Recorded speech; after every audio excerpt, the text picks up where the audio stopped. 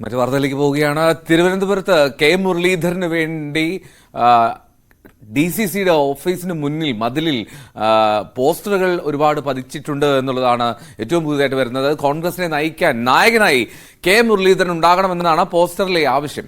അപ്പോൾ KPCC അധ്യക്ഷനായി K Muraleedharan എത്തണമെന്ന് ആവശ്യപ്പെട്ടുകൊണ്ട് തിരുവനന്തപുരത്ത് DCC ഓഫീസിന് മുന്നിലെ പോസ്റ്ററുകൾ ഇങ്ങനെ പ്രത്യക്ഷപ്പെട്ടത് ഇന്നലെ രാത്രിയാണ്.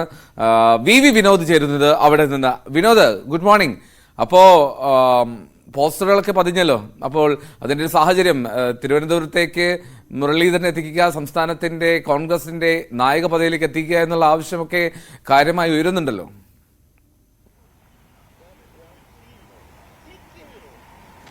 എൽദോ, നയിക്കാൻ നായകൻ വരട്ടെ എന്ന പേരിലാണ് പോസ്റ്ററുകൾ. തിരുവനന്തപുരം DCC ഓഫീസിന് മുന്നിലാണ് ഈ പോസ്റ്ററുകൾ പതിച്ചിട്ടുള്ളത്. KPCC ഓഫീസ് സ്ഥിതി ചെയ്യുന്ന ശാസ്തമംഗലത്തും ഈ തരത്തിലുള്ള പോസ്റ്ററുകൾ പ്രത്യക്ഷപ്പെട്ടു. ഇന്ന് മുരളീധരൻ ഡൽഹിക്ക് പോവുകയാണ്. ഹൈക്കമാൻഡുമായുള്ള ചർച്ചയുണ്ട്. തൃശൂരിലെ തോൽവിക്ക് ശേഷം മുരളീധരൻ നിരാശനായിരുന്നു.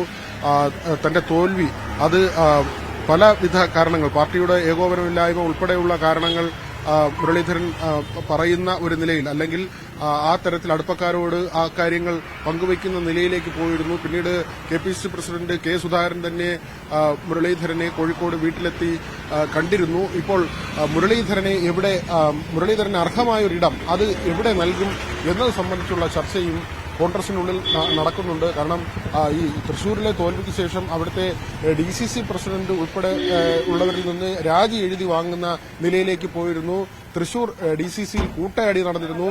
ഇത് കോൺഗ്രസിനുള്ളിലും ഇത് സംബന്ധിച്ച് വലിയ തോതിലാണ് ചർച്ച നടക്കുന്നത്. കാരണം മുരളീധരന്റെ തോൽവി കോൺഗ്രസിൽ ഉണ്ടാക്കിയിട്ടുള്ള ഒരു പൊട്ടിത്തെറി അത് ചെറുതല്ല. മുരളീധരനെ എവിടെ അക്കോമഡേറ്റ് ചെയ്യണം എന്നത് സംബന്ധിച്ചുള്ള ചർച്ചകൾ സജീവമാണ്. K സുധാകരൻ പറഞ്ഞത് അദ്ദേഹം KPCC പ്രസിഡന്റ് ആകാൻ വരികയാണെങ്കിൽ, അങ്ങനെ തീരുമാനം ഉണ്ടാവുകയാണെങ്കിൽ താൻ അതിനും സന്നദ്ധനാണ് എന്ന് K സുധാകരൻ പറഞ്ഞു. പക്ഷെ നമുക്കറിയാം കാര്യങ്ങൾ. K സുധാകരൻ നേരത്തെ തിരഞ്ഞെടുപ്പ് സമയത്ത് K സുധാകരന് താൽക്കാലിക ചുമതല, പ്രസിഡന്റ് മാറ്റി താൽക്കാലിക ചുമതല നൽകിയിരുന്നു ഹസന്.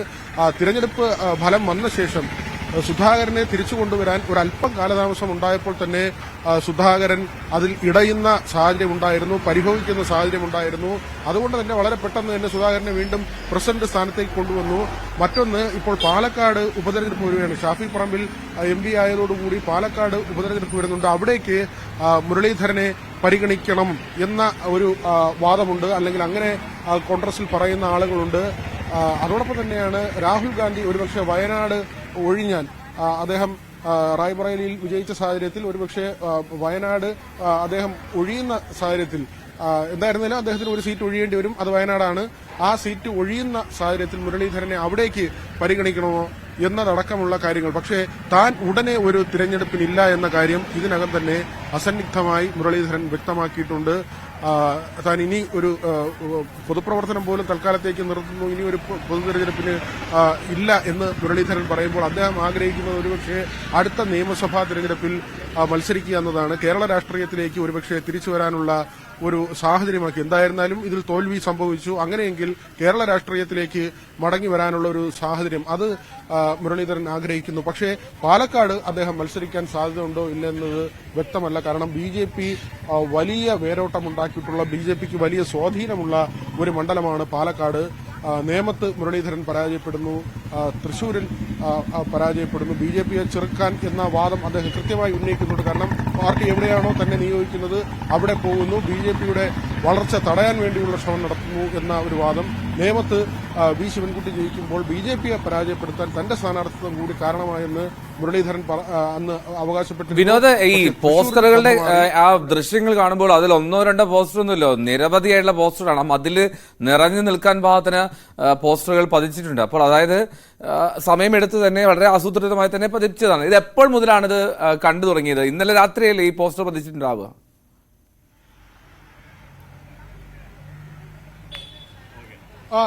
ഇന്നലെ രാത്രി തന്നെയാണ് ഈ പോസ്റ്റർ പതിച്ചിട്ടുള്ളത്. കാരണം മുരളീധരൻ ഡൽഹിയിലേക്ക് പോവുകയാണ്. അദ്ദേഹം ഡൽഹിയിലേക്ക് പോകുന്ന ദിവസം തന്നെ ഈ പോസ്റ്ററുകൾ പൊതുജനങ്ങൾക്ക് കാണാൻ തരത്തിൽ, മാധ്യമങ്ങളുടെ ശ്രദ്ധയിൽ വരുന്ന തരത്തിൽ വലിയ തോതിൽ ഈ ചുമര് മുഴുവൻ നിറയെ ഒട്ടിച്ചിരിക്കുന്നു എന്ന് നമുക്ക് കാണാം.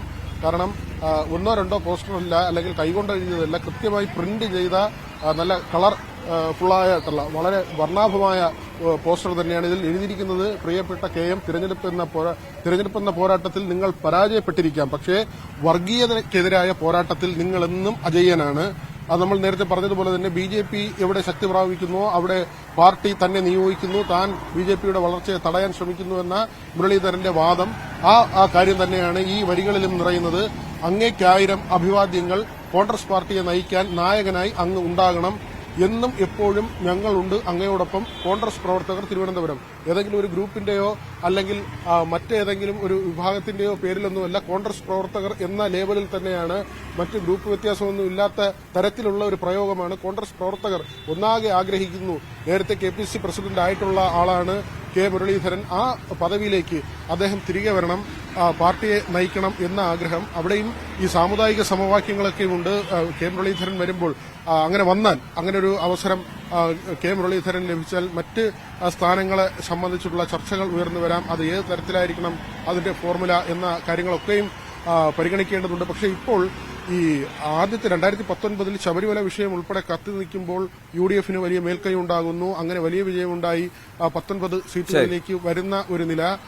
സമാനമായ രീതിയിൽ ഇപ്പോൾ വലിയ വിജയമുണ്ടാകുമ്പോൾ ശബരിമല പോലുള്ള വിഷയമൊന്നുമില്ല.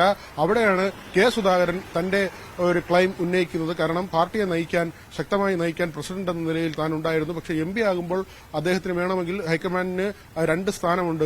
KPC പ്രസിഡന്റ് സ്ഥാനവും MP സ്ഥാനവും ഉണ്ട്. ഹൈക്കമാൻഡിന് താല്പര്യമുണ്ടെങ്കിൽ ഒരുപക്ഷെ പ്രസിഡന്റ് സ്ഥാനത്ത് നിന്ന് അദ്ദേഹത്തെ മാറ്റി മുരളീധരനെ കൊണ്ടുവരാം. പക്ഷേ അങ്ങനെയുള്ള പ്രാഥമിക ചർച്ചകൾ പോലും ഉണ്ടായിട്ടില്ല. മാത്രവുമല്ല VD സതീശന്റെ താല്പര്യവും അതിൽ ഏറ്റവും നിർണായകമായി മാറും. എക്സാക്ട്ലി, അതാണ് പ്രധാനപ്പെട്ട കാര്യമാണ്. വിനോദ് സൂചിപ്പിച്ചതുപോലെ അത് എത്രത്തോളം നടക്കുമെന്നുള്ളത് കാത്തിരിക്കണം. കാരണം സുധാകരൻ അവിടെ ഇടയാനുള്ള സാധ്യത അവിടെ കൃത്യമായും കോൺഗ്രസ് നേതൃത്വം നേരിടാൻ പോകുന്ന പ്രധാനപ്പെട്ട ഒരു വെല്ലുവിളിയായിരിക്കും. വിനോദ് തുടരുക. 1-2 വാർത്തകൾ കൂടി വിനോദിൽ നിന്ന് വിവരങ്ങൾ തേടേണ്ടതുണ്ട്.